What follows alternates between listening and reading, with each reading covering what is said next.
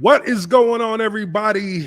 It is Monday, the day after Super Bowl Sunday. This is Lineman Life Live. I am your observant lineman, Uche Waneri, and this is my co-host here, Justin Blaylock. What's going on? Got a special guest with us here today, and I'm going to take a moment to introduce him the right way. Because for me personally, this is a person who made my dreams come true. This is a guy who gave me the opportunity to come into the NFL, gave me an opportunity to be a starter in the league, and I'm forever grateful for that. You know, he drafted me out of Purdue, 5th round pick, 2007, head coach. I remember when he called me, said, "You ready to be a Jaguar?" I said, yeah. Then my dad started jumping around. Yes, in the face. But long time Jaguars coach. Many people in Duval still reminisce about Jack Del Rio. I've been talking about it on here a couple times on the show during this whole debacle with Urban Meyer. But he is the one and only Jack Del Rio. Coach, what's up, man? Man, it's good to be on with you. You know, I appreciate it. Thanks for the nice intro. And man, you and Justin doing your thing on here. I love it. Couple guys that ball that obviously know ball and bringing a great perspective to the public. So I think that's some good stuff.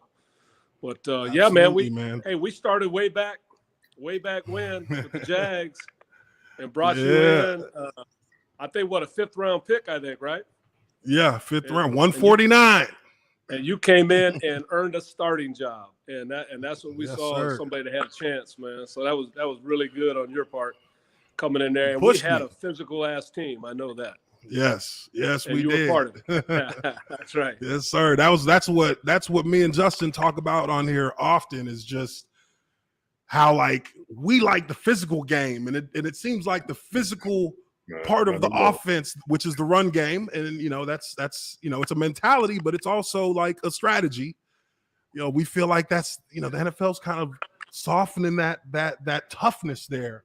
But the good old days, as we always like to reminisce of, God's play. Like I've told this story a few times. One of my favorite moments ever as a player was the team meeting before we played the Broncos 2008, when Coach Paula got up in the middle of the room and started screaming at everybody. And he said, "You know what we're going to do when we get down there? It's 4th and 1. And he looked right at me, turned and looked right at me in the face, and "We're going to run God's play." And everybody knows what God's play is. He's going to run 36 power. And to end that game, Mike, we scored a touchdown on 36 power that game with Mojo. He ran like 60 yards. And to end the game, we ran 36 power like 11 times in a row. Denver, I mean, it was literally just car crash. And then we just moving the pile, first down. We kneeled the ball down at like the 2-yard line to end the game. It was crazy. As it should be. It was truly a God's play day. But that's a memory that I always go back to, because that one right there, man, I never forgot that. That was a big game for us too. But definitely appreciate you being on, Coach. What'd you think about the game yesterday? Well, I thought it was entertaining. I really thought that Joe Burrow was going to take them down, and they were going to get that field goal kicker involved and put that game in overtime. I thought, man, here we go. And, it looked like it was going to happen.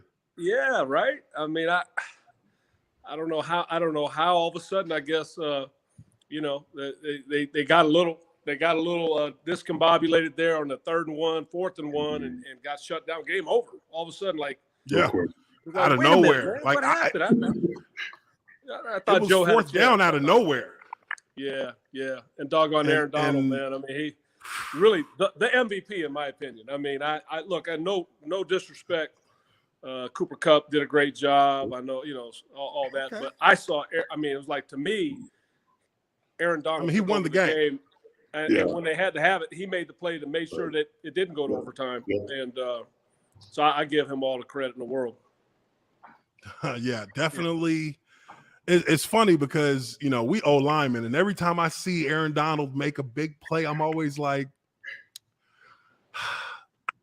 but the O-lineman didn't do anything. He just let him go.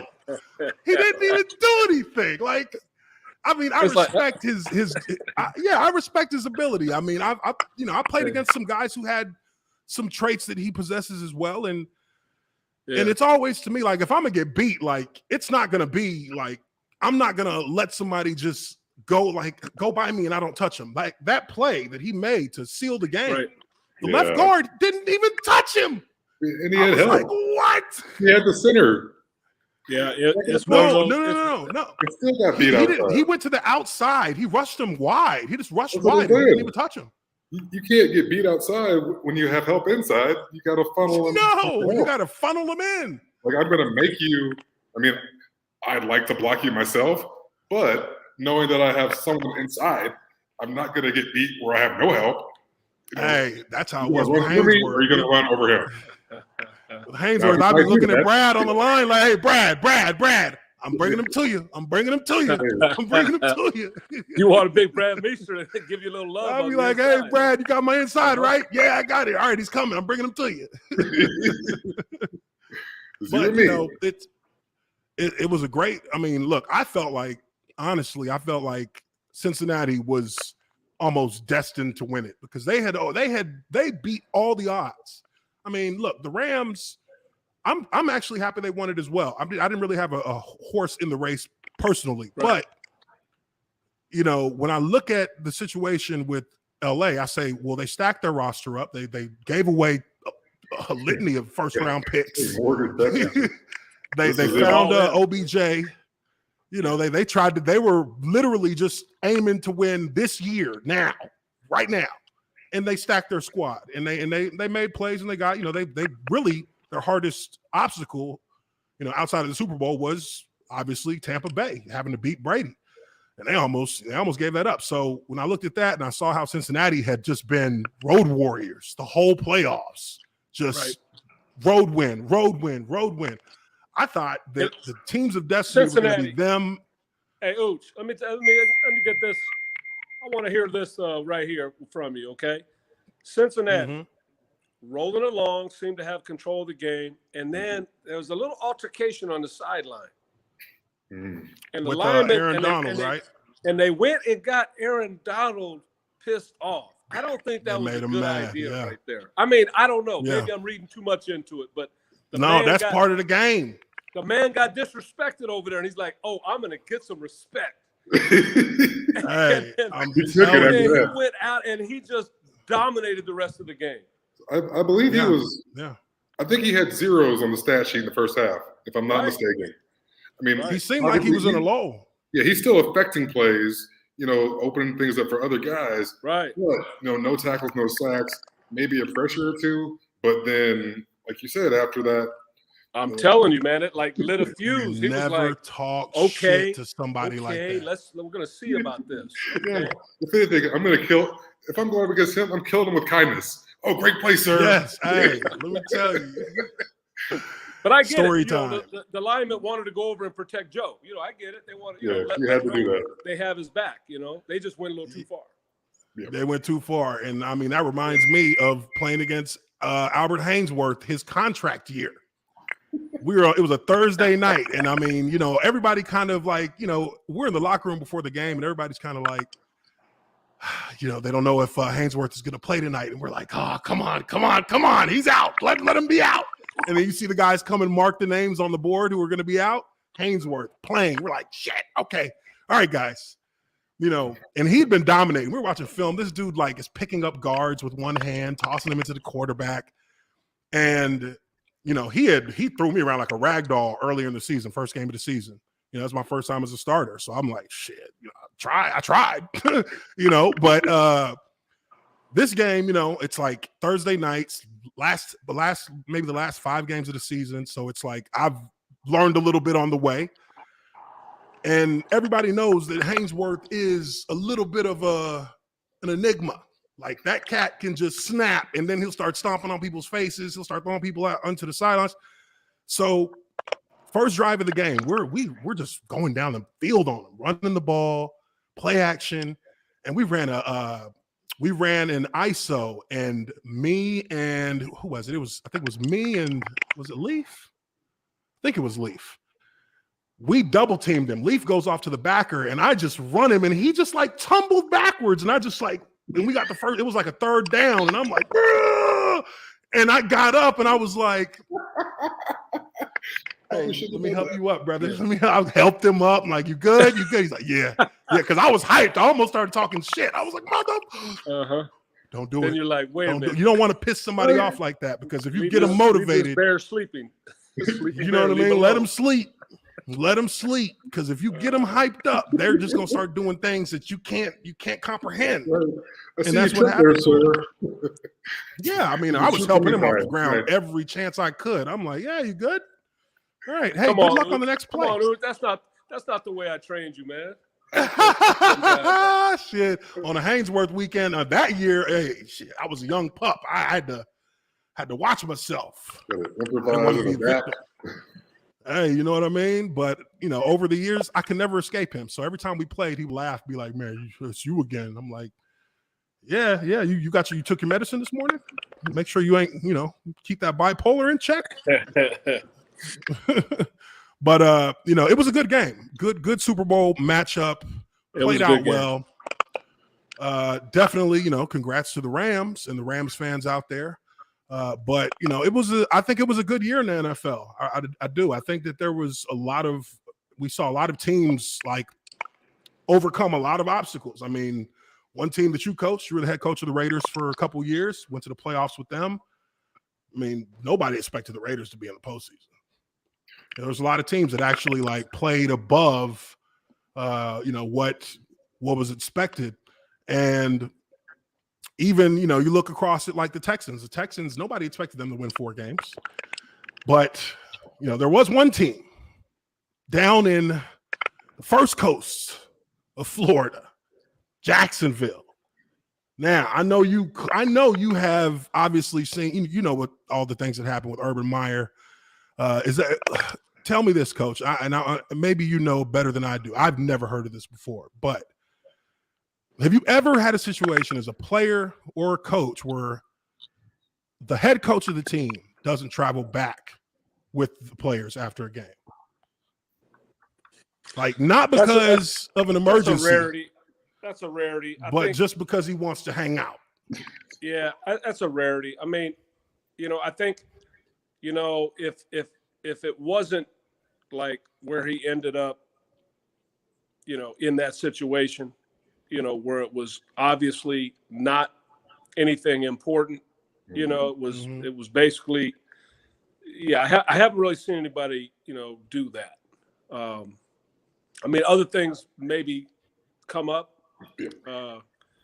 you know, I'll be honest. When we came and played a couple of years ago, we came and played the Jaguars, and then we went over to stay in, you know, across the coast because we're going to play Tampa next. And then I came back for the Saturday game, Florida-Georgia game, which my son Luke was a starting quarterback. Oh, yeah. And they won that day. And so I came back and saw that.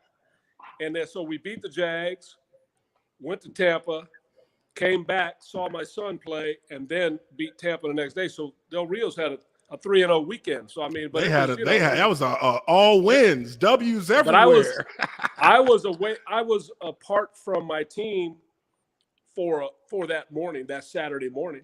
You know, okay. Which I mean, you know, that's happen. Not, you know, that's cool. Yeah, it's not hanging out. It's not hanging out in the bar and you know exactly a little different still. That was a whole different deal. Yeah, so that was unfortunate, man. That was an ugly scene, obviously. Yeah, I think that was, you know, that'll break the locker room. I think just because when the details came out and the way that Urban was, you know, kind of wishy-washy about it and how he didn't address the team. Like I remember one of the things you always talked about, you know, when players had any kind of issue where they were talking with the media or anything, put your name on it, put your name behind it, like stand up for what you stand up for what it is. Like don't shy, don't be anonymous. And I felt like Urban was kind of trying to avoid really answering for and being accountable for the situation itself. And then he did that with the players. It's one thing if you do that with the media. It's another thing if you do it with the players. Right. And instead of actually talking with the team in the team meeting room, he just went around and kind of mumbled his way through it in the position meetings, and they laughed him out of the rooms. Like they laughed him out. And that's later true, on in this, I had heard that, but I have no idea of knowing.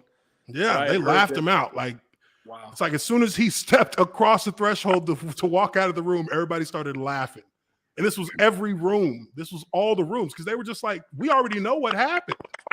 Like he was trying to kind of sugarcoat it a little bit, and that honesty goes a long way with players. I mean, you know that. I mean, you were always honest with us, right. and that's why we all respected you. I mean, shit,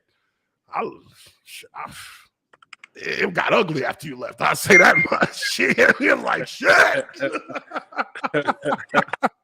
We actually did some good things there, man. We had a good run there. We did some good things. We had some good runs, and I mean, we were close to being ready to make a big run again, like in 2007. But everything that was going on with with Wayne and the team, like he was trying to get rid of it, I guess, at that point, and it shocked us when they let you go. I mean, I know I was shocked. Everybody kind of was just stunned, like. Yeah, got like 5 games left.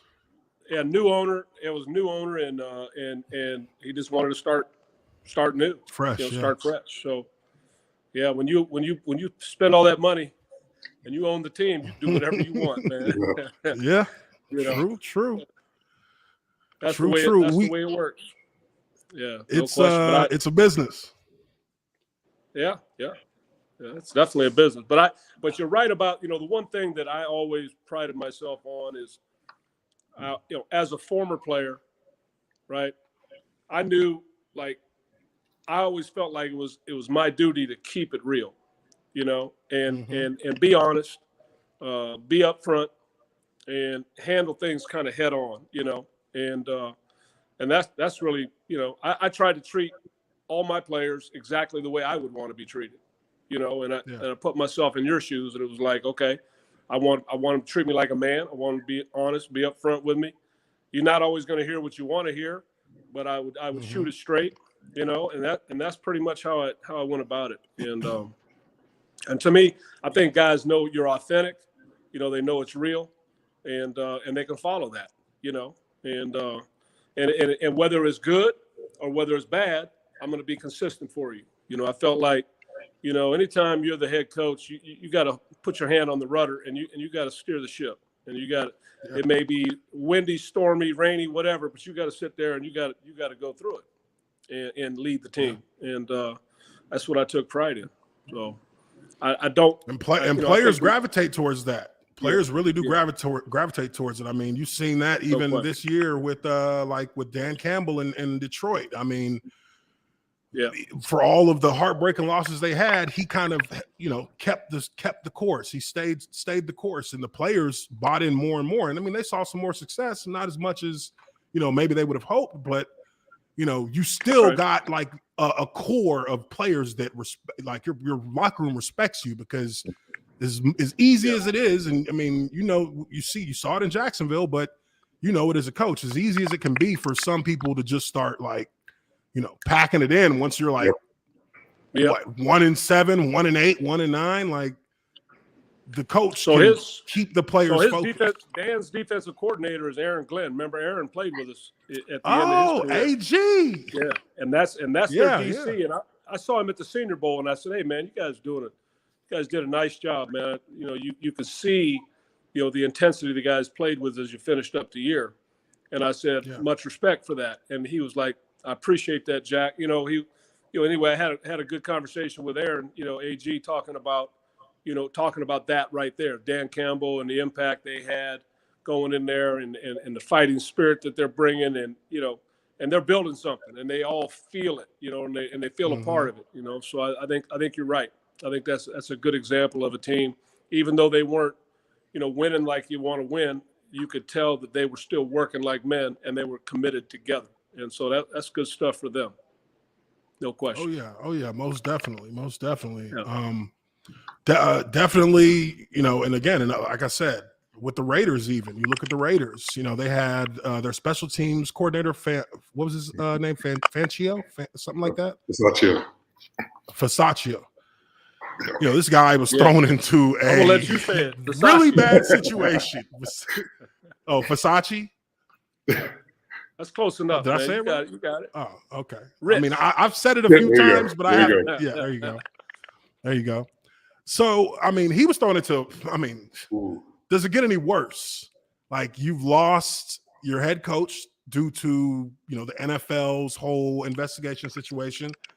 And then you lose your first round pick because he's, obviously with the DUI, somebody died in the accident, Ruggs.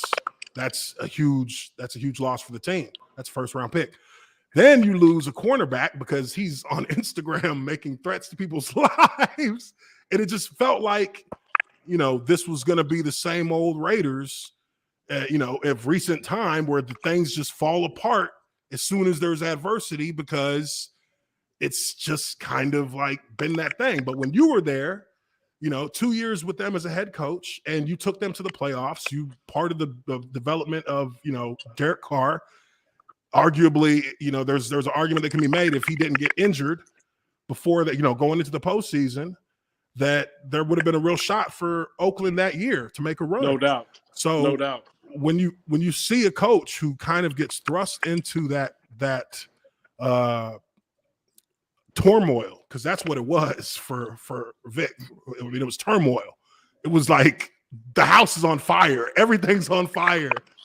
People are wondering whether or not you just jump out the window. He kind of steadied the ship, and this is a team that got things done, and they made the playoffs.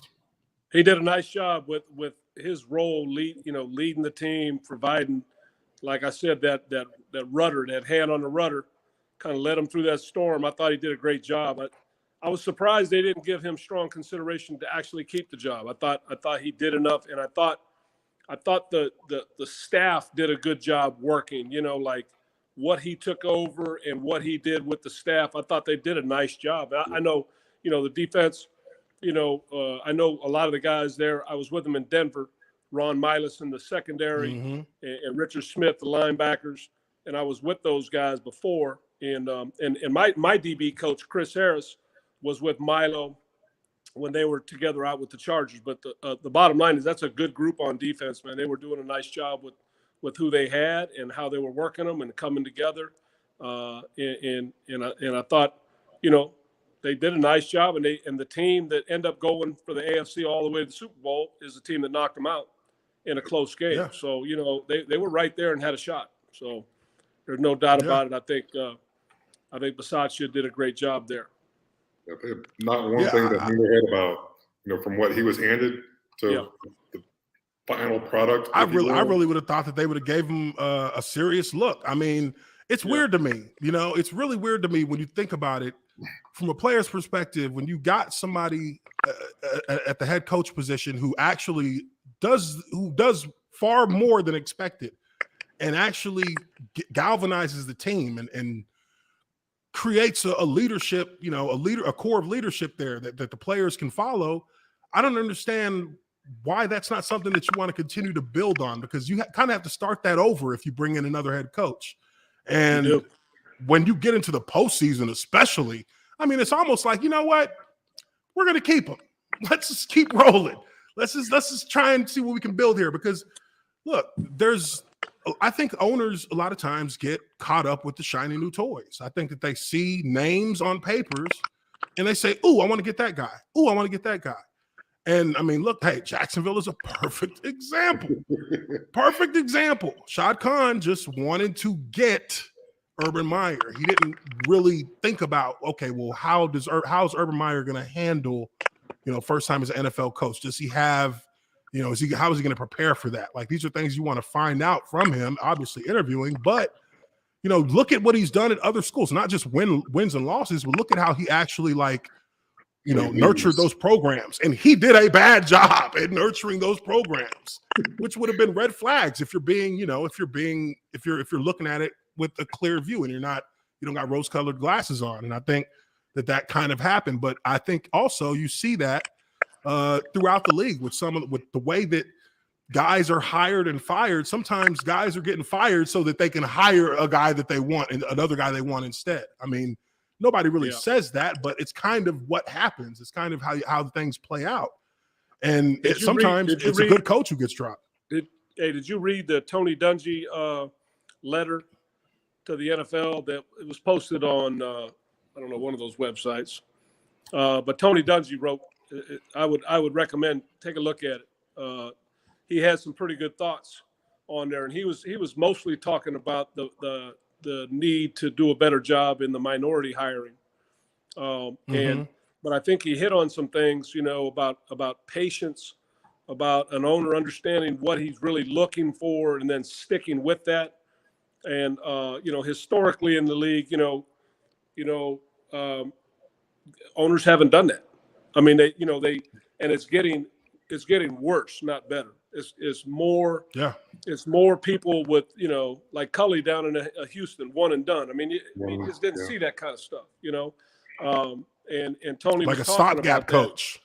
It's not good for the league. It's not good. And it's not good for some of these guys that happen to be minorities to get an opportunity and then pull the plug on them, a year or two in, way too early before you really find out what the guy's about. And so, but I thought Tony made some nice points in that, and I think it's worth people taking a look and reading and then formulate your own opinion on it. But I think it's pretty strong. Yeah, for sure. And I mean, I pulled it up here. It's a pretty long read, so I'll probably. I see it. I see it. Yeah, there we go.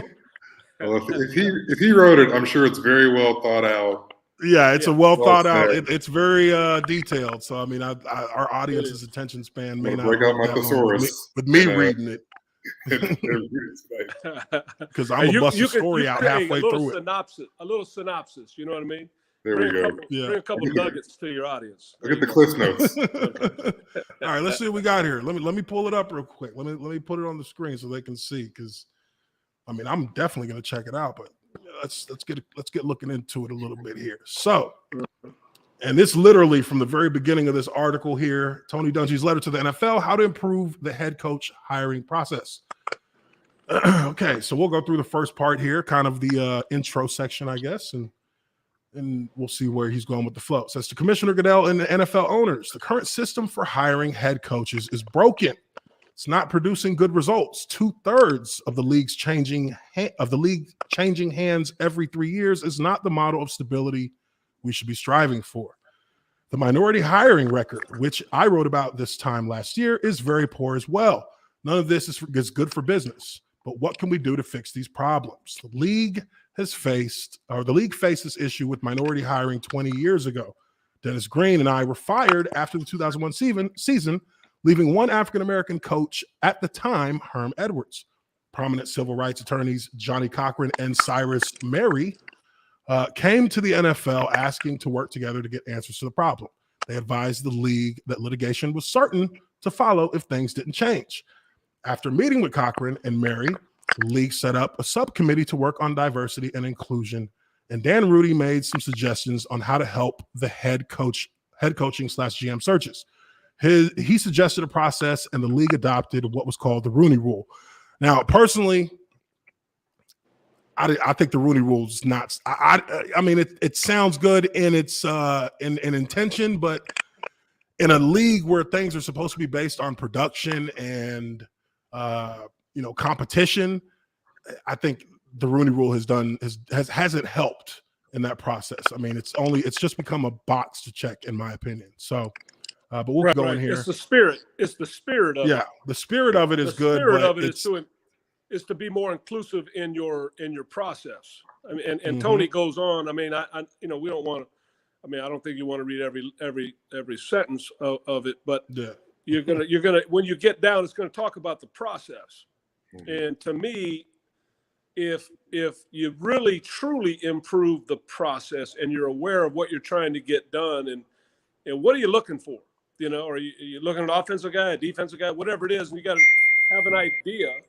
have an idea what you're looking for, and then have a very clean and concise process where you are going to expose yourself to people maybe outside of your comfort zone. And Tony talks about it. It's good stuff. Yeah, most definitely. That'll probably be something we'll break down again in another episode, just to get into the nitty gritty. I want to do it justice if I'm gonna go through it. There you go. But one thing that you're and I agree with you 100%. Like, I don't think that I don't know. Maybe it's because I've just been paying attention to Jacksonville over this last year very closely, but I feel like a lot of times owners don't really know how they don't know how the culture is supposed to be nurtured to keep consistency. So the teams that don't win a lot, they do this. They change coaches a lot. They change staffs a lot, and they're looking for a home run, overnight sensation coach to come in and just take them straight to the promised land. Now you look at the Bengals. That was a 2-year turnaround, but I can tell you right now, that's the exception. That doesn't happen. It doesn't happen that fast. Usually I'd say a 4-year process to get from, and that's non-competitive, right? Not a playoff team to a playoff team trying to get into, a conference championship or win a Super Bowl. And, the Bengals, they got a special quarterback. They've also had a lot of second and third round picks. The last 4 or 5 years. That quarterback. That's what you got to do. You got to find a quarterback. But but you look at it, a lot of people would have been blown out after the first 2 years. I mean, I think he had 5 or 6 wins after 2 years, and not a lot of people get that chance to come back for that third year if you don't win more than that. So the ownership was patient. They got a good quarterback. He got healthy again, and they had a magical run this year. So hats off to them. But they have been, if you look how long Marvin Lewis was there, that's an example of a stable franchise. They don't change. Now, people say because Mike Brown doesn't want to pay anybody, but regardless of why, he has made it a very stable situation. I mean, Marvin was there for a long, long time, got him in the playoffs every year, and people, until he left, they were like, man, Marvin should be doing this, should be doing that, but they didn't realize being in the playoffs every year is an accomplishment. That's what I was telling people. I'm like, look, you don't know what it's like until you don't have that no more. That's right. So you should be happy making the playoffs every year. And I mean, hey, you get knocked out in the first round, but hey, odds are, sooner or later you're gonna get past the first round. Yeah. Just keep it steady. But people were throwing him under the bus, Marvin, it's time for him to go. Okay, the next guy comes in, and then the next guy comes in, and then the next guy comes in, and y'all ain't been to the playoffs in forever. Yeah. It's a churn. It's a churn. Yeah. When teams start churning like that, man, it's not going to be good for them. It's by the time the player, the coach gets the players that he wants, you're on to a new staff. And if you're doing that, you're churning like that, churning your staff, churning players. It's not going to be good. It's not going to lead to success. No, definitely, 100%. So tell me, what? Okay, because you're a head coach, I want. You were a head coach, multiple teams. I want to get this kind of perspective from you. All right, what do you think is the situation? What do you think the situation was with the? Well, no, I guess we know what the situation is, but how do you think a situation kind of festers like it did in Miami? To where you fire a coach who's had 2 winning seasons, who took a roster that really was kind of butchered and made it a winning roster 2 years in a row. Defeated a division foe in the Patriots. 4-2 against them? He has a winning record against the Patriots with the Dolphins. Brian Flores as a head coach. And he was a defensive coordinator in New England. You were a defensive coordinator. And you were linebacker coach with the Ravens, defense coordinator with the Panthers, then head coach in Jacksonville. So it's I don't understand how you come to the decision that I'm going to fire a winner Even if you don't like them, because I feel like even if you don't like them. Let me give you some perspective. Okay. It's not the first time in the history of the league that there's a battle between the head coach and the general manager, and the general manager wins. All you have to do, if you want perspective, look at what happened to Marty Schottenheimer in San Diego. Oh, okay. He had won 200. He had won 200 games in the league. His team was 14-2. Yeah. And he got get him fired. out of here. Okay. So now the reason was, okay, Marty and Smith, I think his name was, okay, they butted heads. The general manager won. What I've heard, and I don't know this if it's factual or not, what I've heard, okay, is that Flores and is it Greer? Yeah. Down in Miami, that they butted heads. And the general manager won. I mean, it's not the first time it's happened in this league. And and Greer's a man of color, so it didn't have anything to do with color. Exactly. Yeah. No, I get that. So the you know GM what I mean? does the GM have the ear of the owner more than the head coach? Yeah, while you're coaching, he's up in the box. He's up in the skybox talking that shit. Man, I'm telling you, he's gonna ruin us. He's gonna ruin us. That's why they won't get rid of Balky in Jacksonville. Shoot, he's been in Shad Khan's ear the whole. How's he? Everything good is him. Like, hey, I told him to do that. Something goes wrong. Yeah. I don't know what the hell he's doing. I don't know who came up with that one. That's just what I heard. Now, look, whether that's true or not, I don't know. But see, there are a lot of different things that come into play, and we don't know. We don't know, and the owner doesn't need to always explain that to us all, right? I mean, he can do what he wants to do with his team. So, but that's one explanation that I was given that's makes me recognize the fact that's not the first time I've heard that. Yeah, no, I hear you. Yeah. We got some super chats here. Let's go through these real quick from people in our audience. I got some questions.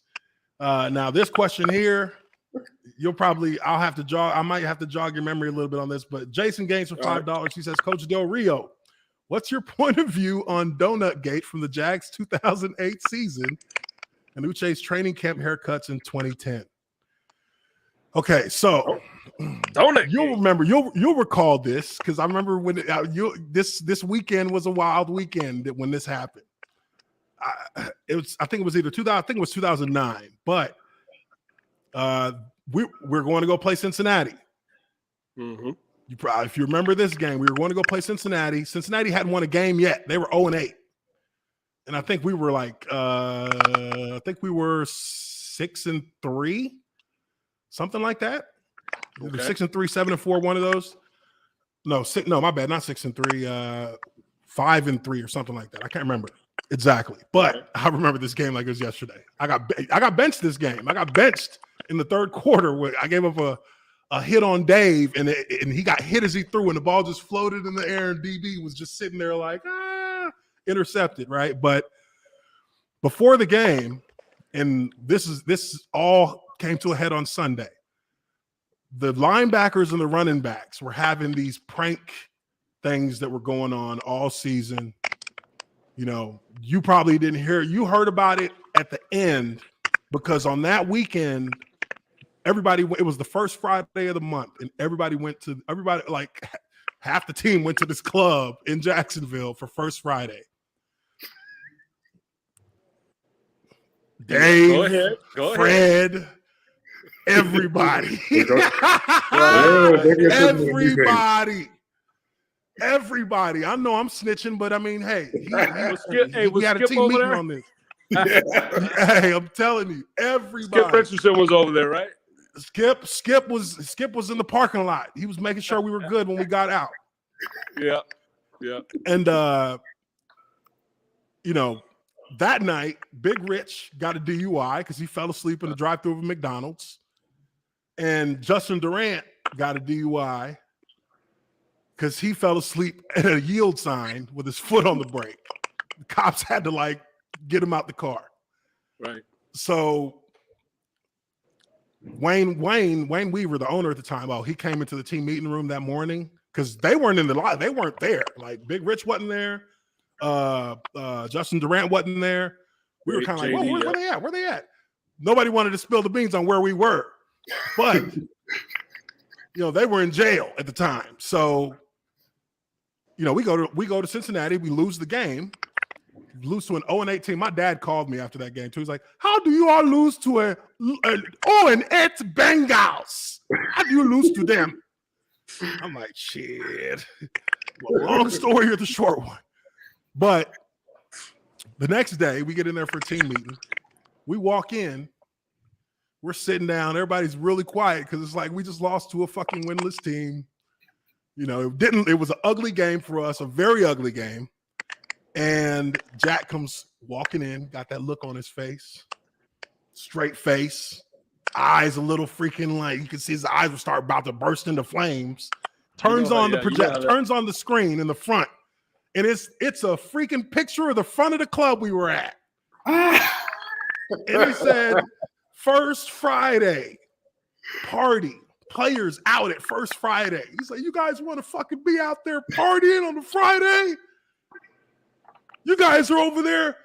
Somebody fucking sticking their dick in the donuts on Saturday morning. I don't know about you, man, but if somebody sticks their dick in a donut, that's some fighting shit to me." And we were all just sitting there looking, and it was, and I'm definitely snitching right here. It was Clint Ingram, and it was Daryl Smith. They took the box. I walked in the locker room on Saturday morning.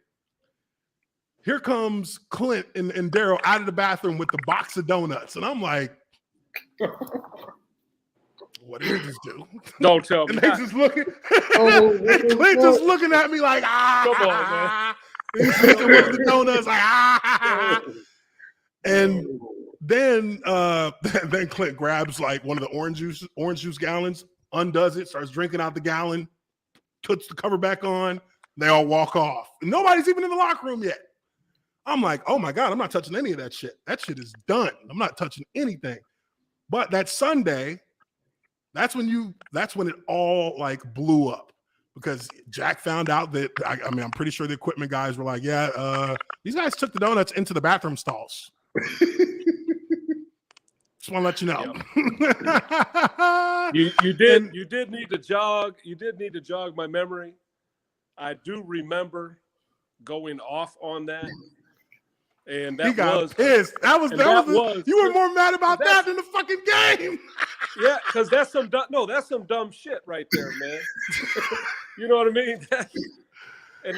They've been doing that shit all season. They were doing that shit all season. They Vaselined Josh Scobie's car, a brand new Benz. They covered it in Vaseline and Saran wrap. Been training. That's what the linebackers did. I got one question. How many donuts did you consume that year? How many? Boy, I don't know if that was the first time they did that with the donuts. Okay. I thought you meant like this. We was had our going own on food that we brought into the O-line room. I had to go pick it up, or one of the other rookies would have to go pick it up, or young guys go pick it up. Yeah, I was picking up food. I would always kind of walk past the donuts. But that day, I was like, I will never touch donuts here again. Like, what are you doing? And that's foul. That's foul. Only thing I can tell you, Ooch, is I did not come on here for that damn story right there. Let's move on. The fans got questions for you. They got questions for you. That's fair. We got another one here. Jason Gaines, $10. Appreciate that, Jason. He says, Coach Del Rio, I know that you switched Washington football team's defense to a 4-3. Do you still mix in some 3-4 formations? You still got the front seven to run a 3-4, 3-4 under and over. Can be made to look like a 4-3 defense. Okay. So basically, I think here he's asking, how are you running the defense in terms of formations? Like based on what you're doing now compared to what they had before. We deploy, 5 big guys, 1 linebacker, like a 5-1 with 3 safeties. We just, however you want to look at it, you could, whether it's 4-3, 3-4, there's a lot of variations. 4-2 sub, 5-1 sub. You know, there are a lot of different ways to get the fronts that we want, and so there's a lot of multiplicity. So, yeah, I mean, like a 4-3 could be a 4-3 with a 5 D lineman alignment, but it would still be technically considered like a. We do that a little bit, but when we want to play those fronts, I'd rather just have Chase Young and Montez Sweat rather than have a Sam linebacker. You know, so. But you know, it's not a big part of today's NFL. I mean, people aren't getting in big groupings and trying to pound you. You know, it's more 11 personnel. Out. Yes, it's spread. You know, even when you do have big personnel, they spread you out all over. So you're not facing teams that really want to try and come at you and really run the rock. And so, I mean, like the 49ers are one of the rare teams that do. But there aren't a lot of teams that want to really run it. Tennessee does. There's a couple right there, but that's really, I mean, it's hard to find much more than those guys right there. Yeah, that's true. That's true. We talked about that, Justin. We talked about that a bunch. Made about it. Let me just 3-4, 4-3, and you're talking about something base defense against big groupings. It's like less than a third of the game. Mm-hmm. And there's so much attention to it. People want to talk about it all the time. It's funny to me, but it's really a sub world. I mean, you're in some type you're dealing with 11 personnel about 70% of the time. So, yeah. Well, they're either going to run a quick. I mean, hell, the new running game is just the quick swing to the running back. You know, quick check to the running back. That's what a lot of teams used to run the ball. Everything's RPO now. An RPO. Run. It's a run with a pass relief. Mm-hmm. And we was doing that back when we were doing that way back. We started that. There you go. It was the look. We had the look on there. Yeah, they keep adding wrinkles every year. So you're going to see, you know, whatever's going to be the play du jour this year. I don't know what they're going to add to it now, but you know, year in, year out, they're adding just a little bit to the RPO. Where, like you said, we had some, I guess, the foundations of an RPO way back, like you said. Yeah, you'd have like the slant on the backside. So if that backer is playing. If he's playing in the box and you hit the slant, if they got a nickel that comes down, then you run the ball. I mean, it's cat and mouse. There's an answer to this. There's an answer to that. Now people start doing this. I got to combat it this way with my, with my backside linebacker. There's an answer for everything. It's just, who's going to get to it first. Now, what happens is you have to be careful because we used to talk about we want to run to an efficient box. Mm-hmm. So if people are loading the box, we don't want to just bang our heads into it, right? So you're looking for relief to throw. But there are times in the game when you need to run the ball. Yeah. And so to me, we would learn how to do it wouldn't be like everything, but it'd be a run or two that we could just call it and run it. And it didn't matter what they did on defense. And it didn't matter what they were lined up in.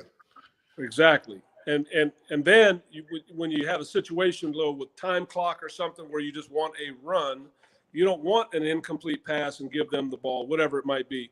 So you would have an opportunity to know how to block that. And that was, the foundation of our run game was that we had a couple of runs that were, when we want to run it, we're going to run it.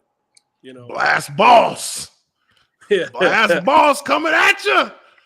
Center and guard, pull up out of there. Shit, I remember my first time pulling on blast balls. My first preseason game in Miami. Oh, man. The DB took my knees out immediately. I was like, oh, shit, is this what it's like? We're watching the film. Andy's like, ooh, you got to run faster. I'm like, motherfucker, I'm sprinting. They can't do that anymore. Yeah, but also they got rid of that. They can't do it. They can't take you out. Yeah, that would have been so much better if I could just tee off on everybody without worrying for real, bro. All I saw was the Dolphins logo coming directly into my freaking thigh board. I said, "Oh my god!" I said, "Is this what it's gonna be like?" And we didn't have to wear thigh pads back then either. And I wasn't even wearing no thigh pads, so I was like, "Oh fuck!" I think shoot. So you can't tell anybody you got a thigh bruise. Because you're supposed to be. Can't even say nothing because I'm not trying to be in treatment tomorrow. Shoot, I'll work with it. RC from NYC. What's up, brother? He says for $10. What's up, Uche? What's up, Justin? What's up, chat? Good evening, coach. I was pushing for the Giants to reach out to you to be the HC, the head coach. Have they called? Would you have interviewed? God bless. Yeah, I mean, he's asking would I be interested in interviewing? Yeah, would you have been interested in that position with the Giants? 100%. Yeah, there's no question. I think you'd be good in New York. I mean, that's in our division, no doubt. Mm-hmm. Oh yeah. But I've got a lot of respect for that organization. That's historical, and absolutely, there are very few franchises that are set up the way they are in the big city, big market. Absolutely. I would one of a kind market. Yeah. Yep. But now they didn't, so we're going to have to, beat their ass. Put together something to take care of the table. NFC East. Ooh. Now, speaking of that, because we got about 10 minutes left here, and I appreciate you again, everybody. Make sure you hit that like button. Jack Del Rio, Commanders, the Washington Commanders defense coordinator, been a head coach in multiple teams around the league, been in the league for a very long time as a player and as a coach. Pro Bowler as a player. Yeah, Pro Bowler as a player with the Vikings, Cowboys. What do you guys well, first, let me ask you this. And I mean, it's probably of no real consequence to you, but what do you think of the name change? I kind of felt like the Washington football team was starting to stick. I felt like it kind of had that little Eurocentric feel to it, like a European soccer club. I liked it. But what do you think about the Commanders? I mean, I mean, I don't want you to get yourself in no trouble. So you can sugarcoat a little bit here if you like. I mean, I've been doing this long enough not to get myself in trouble. But at the same time, I'm gonna be honest with you. I was hopeful for something else, honestly. But it's the kind of thing like, hey, they made a decision, so let's go. And that's it. Let's go. That's what we are. You're not gonna waste a bunch of time worrying about something you don't have control over. It's done. Yeah. They picked it, so let's ride. Let's make it right. That's how I feel about it. Oh, well, I mean, I figured that would kind of be where you were at with it because, I mean, it's really, it is what it is. I'm trying to change how you operate. They ain't asked me what to call it. If I get that call, we're going to have a little bit of little difference. What's it? Tell me a little bit about Chase. Tell me a little bit about him as a player. I know he had the injury, and coming off of that is obviously he's going to have a road to recovery on that. But I mean, he's being looked at as a guy who can kind of be like Aaron Donald, who can be one of those kind of game changers. Yeah. How big is he for the defense? Chase is a great player. So as a rookie, he came in. And he was just a guy you knew right away, he was on point, he was taking care of business. There was no BS to him. Came in, went to work, and then immediately kind of became a natural leader because guys know when it's real, and he's real, and he's a good player. And he works hard. And then he cares about his teammates. He's one of these guys that he's talking to his teammates. He's encouraging his teammates. He really, to me, had a great start to his career, his first year.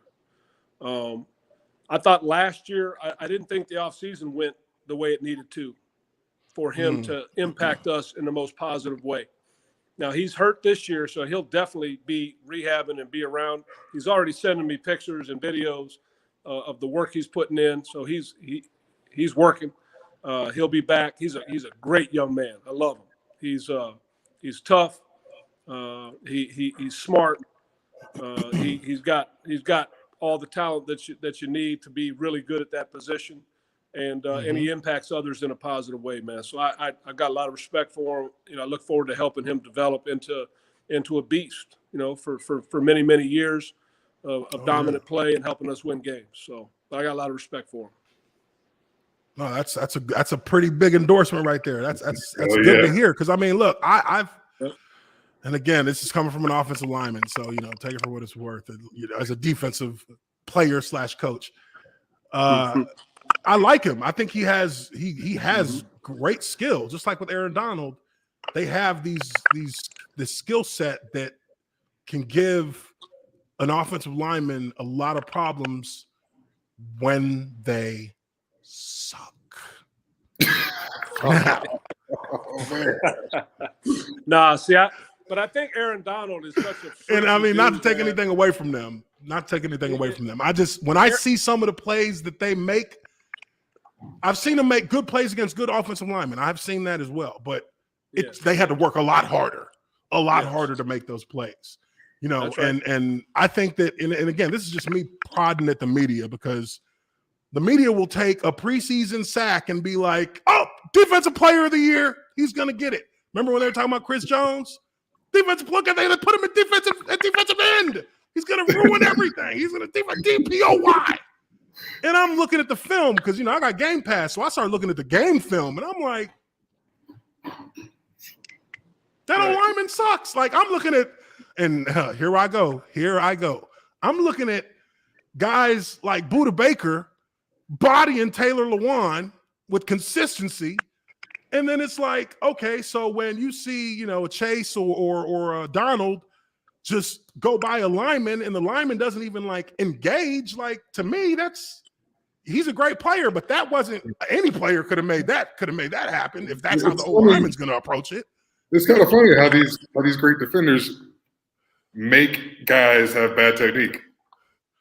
There's got to be something there as well. Fear. Yes.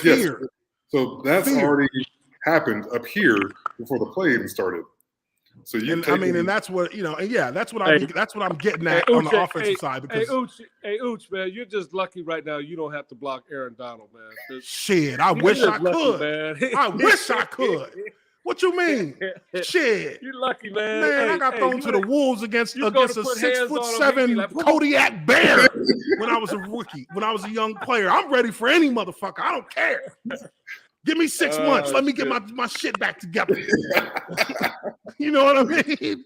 You better get yourself in some training, man. Right. Hey, man, I tell you what. Well, they're doing the all that shit. Jarrell Casey he got that Jarrell Casey speed, and I bodied Jarrell Casey. Bodied him. Get me talking shit. Okay, Coach, we're about to wrap it up here. I got another question for you. This is from Connor Kennedy, $5. He says, hey, Coach Del Rio, what did you think of the Bills' defensive performance in the divisional round, particularly in the last 13 seconds? Now, that's a great question. Thanks for that super chat there, Connor. Those last 13 seconds, why did they pull? I mean, you're a coordinator. You look at that, and what are you thinking when you see, based on how they've been playing them the whole game? At that point, in my opinion, you keep playing them how you've been playing them. You don't change just because you don't want to give up the big play. Well, your guys got to know they can't give up anything over the top. Put your safeties over the top, but don't allow them to just. I mean, and it's easier said than done, obviously. But yeah, that was tough, man. That was tough. I speak with Leslie Frazier quite a bit. He's a friend of mine, and we talked during the course of the year when not the week we're playing each other, but other times. But I haven't had a chance to really rap with him about that. I'm kind of curious as to what they were thinking and whether there was a breakdown in terms of what they were trying to get done. But they had a great year. That's a really good football team, man. And it was a shame to see that happen. For somebody that I know, I have a lot of respect for. It's a tough deal, man. But obviously, that was a bad mistake, bad time for a mistake, and a great football game and a great football team. And man, I just, for them to end their season right there with those 13 seconds and not be able to get that done, that has to hurt. That has to hurt going into the off season. So it's definitely something we'll study. Those are the kinds of things that we study, though, and make sure that, that what we have up is going to operate at a higher level than what we saw there. And that's just part of how we watch each other and grow from the experiences that we have. Yeah. So that was a tough one, though, man. No doubt. Yeah, that was a tough one. I almost felt like, I mean, I know after the game, a lot of people were like, man, that should have been the Super Bowl. I felt like that. At the time, I was like, yeah, that felt like a Super Bowl. What would you rank the playoffs this year? I feel like this year's playoffs were just wild. Like, got to be one of the top, like one of the most entertaining playoff seasons, in recent memory for sure. Maybe a long time. I can't think of anything, more exciting or a playoff. The whole playoff, like all of it, was exciting. Games coming down to the wire, last second field goals, overtimes. I mean, I've never seen it quite like that. So, yeah, good for the definitely league. I would put it right up there with anything that we've seen. So yeah, I would say only thing maybe would be the 2000 Ravens when we rolled through the whole thing and we're underdog every week and we went defense only. They said defense only. We're gonna win it with just the defense. The 2000 Ravens. I remember that year, and I was like, "How the hell are the Baltimore Ravens doing this? They don't have an offense." We were an underdog every week. Every game, yeah, all the way through, and that's considered what? That's considered the best defense in NFL history by a lot there are those Steelers fans out there who be arguing, but shit, ain't nobody trying to hear that shit. Steelers fans, yeah. There's some great defenses that have come through. The Steelers obviously had a great run. The '85 Bears had a great run. But the Cowboys had a little run, but they did. Yeah. That right there, though, in that era where we had, spread offenses and things. Yeah. To me, that was based on what we had to defend. I'd put it up there with anybody. I agree. Yeah, that defense. I mean, shit. Like half the defense is Hall of Famers. Half that whole defense. Shoot. I mean, it was a damn good defense. I mean, it was definitely the bar that is kind of set when you talk about good defenses in Super Bowl in the playoffs and Super Bowls. That's the defense that everybody gets compared to. And nobody had more fun. Nobody had more fun. We always had fun. Y'all had a group. Of cats that was life for them. I mean, and that's how it is. That's how you want it to be, right? You want it to be like life when you're in the moment. Like this is everything. And that's how they played it. Shoot, for sure. You totally enjoyed it. Mm-hmm. I mean, Coach, man, I want to say thank you very much, man, and I appreciate you. I love you. Again, this is a guy who brought me into the NFL. I'll never forget it. I got the date tattooed on my arm. So, you're always going to hold a special spot in my heart as a coach who took a chance on drafting me. Just want to let you know that I appreciate you, man. And I'm definitely going to be, following you and the Commanders this year. That's weird saying Commanders. But no, definitely going to be following you guys and definitely looking forward to it, man. And hope to have you on again, man. I hope to talk to you at some point, maybe before the draft or something. Let me know who y'all going to pick. You know what I mean?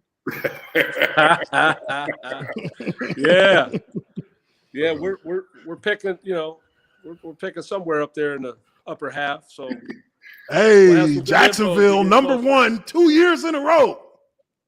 Hey, Ooch. We are number one. Man. Justin, good being on with you guys. I appreciate y'all, man. Thank you so much. I'm a huge fan. Never was fortunate enough to play for you, but I knew every time I had to play against you, I had to buckle that fucking chin strap up twice. Two chin strap games. Oh yeah, that's another one of your phrases that I carry with me to this day when I'm talking about football. 2 chin strap games. You need to throw one. We play Tennessee, pocket, 2 chin straps. You know what I mean? I love it. All right, Coach. Good hey, memories, man. Hey, I enjoyed talking with you guys, man. Enjoyed it. Yes, continued success. Continued success. Stay in touch, my man. Thanks, Coach. I appreciate you, man. Have a good one. All right, you got it. Over and out. Thank you so much. Woo, Coach Del Rio, everybody. Make sure you smash that like button. That's going to be it for us here today on Lineman Life Live. We had some good talks there. A lot of things we've discussed. So I'll be clipping some of this stuff up and putting it out as individual videos over the next day or so. So make sure you keep a lookout for that. But we are going to see you guys on Wednesday, and we'll soon be getting into the draft. And I think it'll be worth it. Me and Justin probably going to start looking at some O-line film on live streams and pointing out how garbage some of these bums are. It's true, though. We're going to start ranking our top offensive linemen for the 2022 NFL draft. So definitely look forward to that coming here very soon. But that's going to be it for us, man. You got anything you want to add? Oh, Justin's in L. He's out. He was at the Super Bowl. You was at the game. Yeah, I was at the game. Sunny. You know what I mean? California. Hottest Super Bowl on record.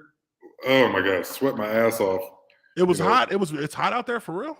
Yeah. It was like 86 yesterday, something crazy. Oh yeah, old lineman. Yeah, we sweating. It's like I'm sweating just with the light on me. But it was beautiful. I got first chance to see SoFi. I played in every stadium at the time when I retired, but there's been a couple built since. Yeah, couple new ones. But this motherfucker, woo! It looks sick. I got how many people does it hold? Do you know? They said 68,000. It looked a lot more than that. I mean, there's a 500 level. So decks on decks on decks. I mean, it's crazy because walking up to it, it didn't look like that tall. So I'm like, damn, how did they not, hit the roof when they're punting and shit? It's dug into the ground. Didn't realize that. So it's like a bowl then. It's kind of in the ground. Like a traditional old school bowl. Like, down, maybe half of it, I would say, is, underground. But everything was so nice there. I was jealous. I was jealous. You like, God dang, I wish I was still playing. Yeah, walking around. I mean, the layout is just gorgeous. Everything is, high end, high tech. They got it going on there. So they obviously made a huge fucking investment, in the area. $5 billion. But you could tell. You could tell. It's all there. Present and accounted for. Yeah. I had a blast. Obviously watched a great fucking game. My score prediction was off by a little bit. My score prediction was what? I was 27-23. And it was 23-20 on the last drive. I was like, damn, Stradamus strikes again. Almost had something. The other side almost had it. The other side just had the teams flipped. Or no, I guess no. I would have been right. You would have been right. If the Bengals I would have been right. If they would have scored a touchdown on that last drive, they would have won 27-23. I was like, shit. I was like, come on, baby. I tweeted out like, come on, this is it. Come on, Bengals. Yeah, do it. I need both teams to have 8 more points. So, you know what I mean? At least they got the team right. At least they got the team right. I mean, shoot. You know what though? That's a damn good experience to be able to go and because we got every year that we played, we got tickets to the Super Bowl. I would sell mine. Yeah. I'd be like, yeah, who wants Super Bowl tickets? $5,000. Boop, got 2 of them. People was paying that to get in the door this year. For real, people was paying that to get in the doors for the nosebleeds. I was very fortunate, knew somebody that saw some tickets fall out of a truck. Maybe I don't know how they came across these, but I was in the 200 section. Yeah. Oh, okay. So you was kind of like in the family section there. Yeah. It was. I think I was in the Bengals end zone. Okay. And they traveled really. They traveled really well, and there's some good fucking folks. Sitting next to a couple, older cat and his wife, but just chopping it up all game, talking about the team and everything. I was kind of half-ass rooting for the Rams. And he was all in for the Bengals, but they were all in for the Bengals. Real cool. See, I was rooting for both. I was rooting for both of them, I guess. I mean, I like that LA. I like the Matt Stafford situation. I like that, but I also wanted to see if Joe Burrow could do it in his second year. That would have been unbelievable. Hey, he's got something. I mean, he's got something. Obviously, they're going to have to do a much better job keeping him upright. You know, bro, I thought he blew his knee out again. I thought he blew his knee out again. We're not sure he didn't. Yeah, he played the rest of the game. I don't think you never know. He didn't get it looked at though. I think he avoided the doctors and shit. But I mean, for the kind of player he is, you can probably get away with not having an ACL for a little bit. For another quarter, just the rest of this quarter. Yeah. But I mean, then on the flip side, you look at Odell, OBJ, shit, he blew his knee out, ACL. Yeah, I mean, obviously, a guy like that is going to need again the other knee. Yeah, I hated to see that. I was really disappointed for him because he was having a hell of a game. You know, touchdown, 50-something yards, bunch of catches, you know, early on like that, and then have I mean, usually the non-contact injuries are the ones that are a little worse. So I hope he's able to. He was just running a route. Yeah, and his knee just blew out. Like that's dude, that's rough. Yeah, it looked like he was trying to throttle down a little bit and throw on the brakes, and then it just gave out. But I hate to see it. And even the folks around me were like, they were cheering for the Bengals hard, but they were like, you know, you want to beat people at full strength. You want to beat them with everybody they got, and nobody's hurt. Everybody's ready to play. Yeah, I feel that. All right, guys. Someone just had a chat at the bottom. Yeah. Somebody, my bad. Terminal Sports said, did it seem like there were more Bengals fans than Rams fans? No, I wouldn't go that far. They did travel extremely well, though. And I will say they probably made more noise, you know, rowdier, if you will. Yeah. Because when shit was going good for the Bengals, I mean, it got going a little bit for a Super Bowl.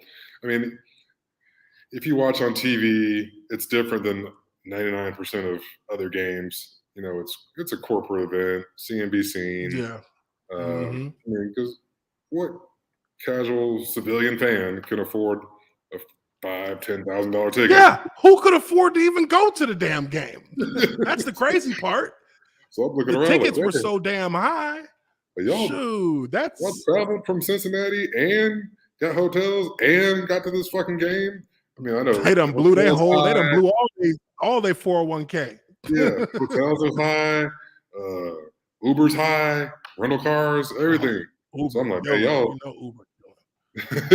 So hey, shout out to all those Cincy fans that made the trip down there. You know, if you mortgaged your house, or you know. Little Jimmy's not going to college now. I'm really sorry. I thought y'all had one. In Cali, where it's already expensive, they went even higher than what it is for Cali. Yeah, expensive. I mean, for Cali folks, I don't think it's that big a deal. Like they just throw money away over there, and no one seems to work. I don't know what the hell these people do. Motherfuckers out traffic jams Monday for afternoon. Nothing. Yeah, shouldn't y'all be in the office or something? I can't talk. For real, we over here like, yeah, we just chilling. Nobody's office either, so good for them, I guess. Yeah. All right, guys. Well, that's gonna be it for us. We are heading out. We will see you guys on Wednesday, and I will figure out what we're gonna talk about by then, because now football's over with, and you know. Well, I mean, the league likes to keep something going on every month. So, yeah. February. I mean, well, I guess not February. Is the combine still in February? Nah, I think free agency is the next thing that's up. Free agency's in March. Damn. So when did we go to the combine? We went to the combine in February. Yeah. You're right. So it's gonna be free agency starts like March 17th, March 19th. Yeah, I think it's the 16th. Let me see when the combine is. I'm actually kind of excited for that. Yeah, the combine's always the drills, but just to see how how shit starts shaking up. Yeah, I want to see. I always try to make sure I check out what's going on with the linemen. That's why we need to rank these motherfuckers, because we know better than the fucking scouts do. Let's see here. March 1st through 7th. So Ooh, March 1st through 7th. I know, right? That's the combine? Yeah. It wasn't that long when we went, was it? No. Well, I mean, remember, like, you go in shifts. So, like, yeah, because everybody got to go to the hospital. Yeah. So, like, the first day might be kickers and quarterbacks or some shit. I don't remember how exactly it worked out. Yeah. I guess, because, I mean, we're only there for a few days, but I guess it would be like a week long, huh? Yeah. You might overlap with, like, the D-line or something. But, yeah, that's about right. I'll be excited to watch. Is it still in Indy? It'll be cool to check it out. Are they still always doing that in Indy? I believe it is still in Indy. I don't know why they ever put it in Indy. I mean, it was good for me when they had it in Indy because I just drove up to Purdue after that, back to my apartment. I was like, all right, I'm done. Like, shit, if they can start moving the draft around, maybe they should start moving this around.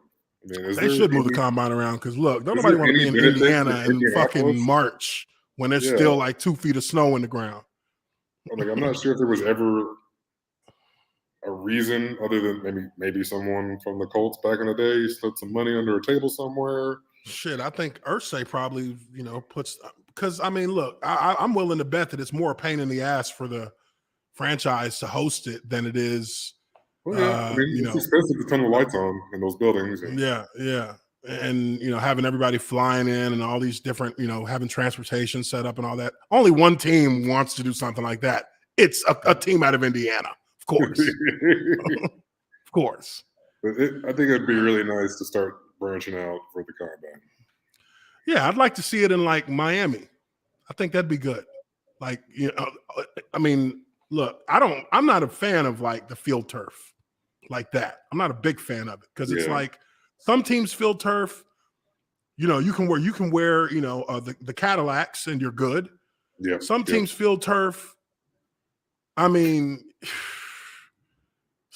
who was it? I think it was St. Louis. St. Louis, when their field turf, dude, I almost broke my ankle on that shit. Like, the first step I took, my shit just buckled because it was like like my foot sunk into the ground. I was like, what is this? I wonder if there's I started kicking like the rubber around because I'm like, geez, why do my feet keep like sinking? There's there's nothing to push off of. Is there any kind of governing body that regulates field turf? Does that fall under competition committee? I mean, I'm sure there's I'm sure there's a structure of what they're supposed to do. But I mean, come on, man. Look at Washington. Look at the FedEx Field. If that shit can be as terrible as it is, then there must not be that much attention paid to like what the to the specific nuances of how things are operating. Like, they kind of leave teams to do their own thing. Right, because I mean, it could feel vastly different from week to week. And I mean maybe we were maybe it was a bad week, but I mean, I didn't like when I was at the combine, I didn't like running on that shit. Mm-hmm. I didn't like it. It didn't feel, and then I pulled my quad like on my first 40, like at the finish line. My shit just blew up. I was like, all right, I'm done. Going home. Hope you guys wrote that down. Yeah, I hope you wrote that down. Oh, yeah, 491. Oh, yeah, write that down because that's the only one I'm doing. Then they announced over the speakers, Uche Nwaneri is out with an injury. Like, yeah, taking my ass back home, taking my ass back to my apartment. But no, I think that's a good idea to see if they start moving that around, but we'll see. Anyways, folks, that's going to be it for us. Hope everyone has a wonderful night. Happy Monday. And we will catch you all on the next one. Peace. Happy Valentine's Day for you. Oh, yeah. Happy Valentine's Day. Folks out there. Happy Valentine's Day. Yeah. All right, guys. See y'all later. It's got to be said.